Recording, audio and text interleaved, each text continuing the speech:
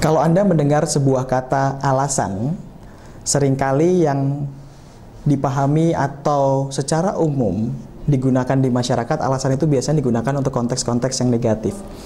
Banyak orang tidak mau menerima alasan. Misalnya, kenapa kamu datang terlambat? Ah, kamu beralasan terus gitu ya. Dan hanya memberikan alasan saja kamu selama ini. Maka alasan seringkali digunakan untuk kalimat-kalimat yang konteksnya negatif. Sehingga orang banyak yang tidak menyukai orang yang banyak beralasan. Tapi izinkan hari ini saya membahas tentang alasan itu, tapi dari sudut pandang yang angle yang berbeda. Yaitu bahwa ternyata alasan itu bisa juga membawa sebuah manfaat. Seseorang harus menemukan sebuah alasan dari setiap tindakan atau dari setiap keputusan-keputusan yang dia ambil. Kenapa saya katakan seperti itu? Karena sederhananya begini. Kalau dalam training-training saya atau misalnya training-training motivasi yang pernah Anda datangi, banyak orang sering banget datang ke training. Banyak orang bahkan rajin untuk mengikuti seminar, training, motivasi, dan lain sebagainya. Tapi kenapa ya kok nggak banyak yang kemudian tergerak untuk melakukan, mengaplikasikan, bahkan mengambil sebuah keputusan untuk mengubah hidupnya? Nah, karena di sini perlu kita ketahui dulu, ada perbedaan yang mendasar tentang tahu dengan mampu. Izinkan saya menggunakan sebuah analogi yang sederhana. Mungkin di antara Anda yang saat ini menonton video ini ada yang perokok. Dan kalau saya tanya kepada yang perokok, apakah Anda tahu bahwa merokok itu merugikan kesehatan? Saya percaya sebagian besar dari kita menjawab tahu. Bahkan sudah sangat tahu persis, karena di bungkusnya pun sudah tertera itu. Tapi pertanyaannya adalah, apakah kita sudah berhenti merokok? Karena untuk berhenti merokok dibutuhkan bukan cuma sekedar tahu, tapi sebuah kemauan, sehingga nanti menghasilkan kemampuan. Tahu harus didukung oleh mau yang akan menghasilkan mampu. Nah, apa itu mau? Mau hanya akan terjadi jika seseorang menemukan sebuah alasan kenapa dia harus memutuskan untuk melakukan tindakan itu.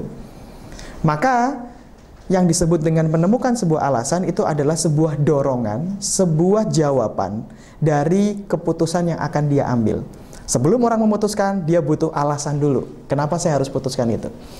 Nah, pertanyaannya sekarang adalah bagaimana cara saya agar saya bisa menemukan alasan dari setiap keputusan-keputusan saya, sehingga bukan hanya sekedar tahu, tapi nantinya saya mampu untuk bergerak, bahkan melaksanakan keputusan itu.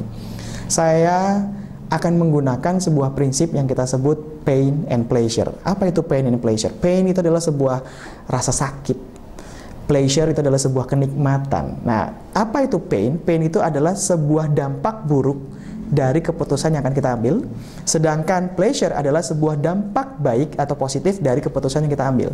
Maka sebelum kita nanti memutuskan untuk bergerak, maka keputusan itu harus diuji dulu melalui yang namanya pain and pleasure. Anda harus tahu dulu apa dampak buruk dari keputusan yang Anda ambil, dan apa dampak baik dari keputusan yang Anda ambil. Begitu Anda berhasil mengidentifikasi dan kemudian merinci di kepala Anda, maka dorongan Anda untuk bergerak akan jauh lebih mudah. Saya ambil contoh adalah tadi si perokok. Nah, kalau si perokok tadi ingin berhenti merokok, maka dia harus punya pain and pleasure-nya dulu. Yaitu apa? Dia harus tahu dulu apa dampak buruk kalau saya tetap melaksanakan atau tetap merokok.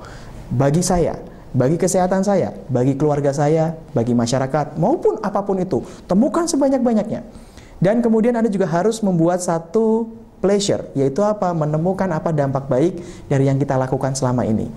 Dan begitu kita sudah menemukan itu, nanti akan muncul sebuah stimulus, sebuah dorongan untuk kita mengaplikasikan keputusan-keputusan yang kita buat. Maka tahu saja tidak cukup, tapi harus punya alasan kenapa saya harus melakukannya. Mudah-mudahan bermanfaat.